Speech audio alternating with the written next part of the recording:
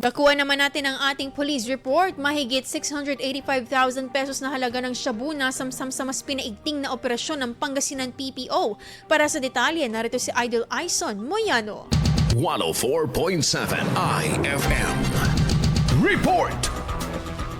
Patuloy na pinalalakas ng Pangasinan Police Provincial Office or PPO ang kampanya nito laban sa kriminalidad at sa pagpapanatili ng kapayapaan at kaayusan sa lalawigan na nagresulta sa pagkakasamsam ng mahigit na 685,000 halaga ng hinihinalang shabu at pagkakaaresto ng ilang wanted na individual. Sa ilalim ng pamumuno ni Police Colonel Dennis L. De Leon, Officer in Charge at Provincial Director ng Pangasinan PPO, nagsagawa ang mga unit ng pulisya ng 31 Anti-Illegal Drug Operation kung saan 36 na katao ang naaresto. Nakumpiska rin ang humigit kumulang 80.75 gramo ng shabu na may tinatayang Standard Drug Price or SDP na 685,276 pesos. Bukod dito, naging matagumpay rin ang kampanya laban sa mga wanted na personalidad matapos maaresto ang 58 na pugante, kabilang ang 5 most wanted persons at 53 other wanted persons. Sa kampanya kontra ilegal na sugal, nagsagawa ng Pangasinan PPO ng 9 na operasyon na nagresulta sa pagkakaresto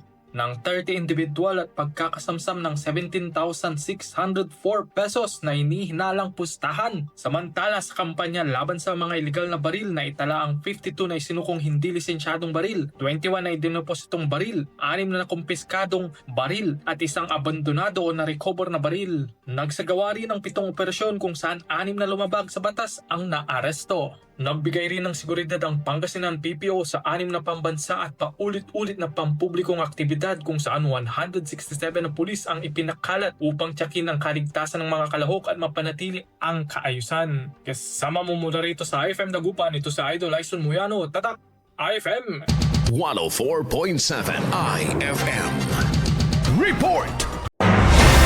IFM News. IFM News. IFM News.